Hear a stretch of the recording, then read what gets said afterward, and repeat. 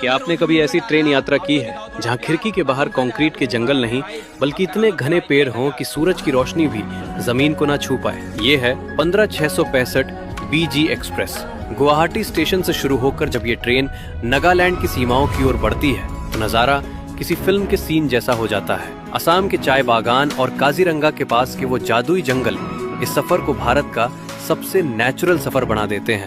15665 की रफ्तार जब इन जंगलों के बीच धीमी होती है तो आप कुदरत की आवाज को साफ सुन सकते हैं। अगर आपको असली और रॉ इंडिया देखना है तो एक बार असम के इस ग्रीन कॉरिडोर का सफर जरूर करें।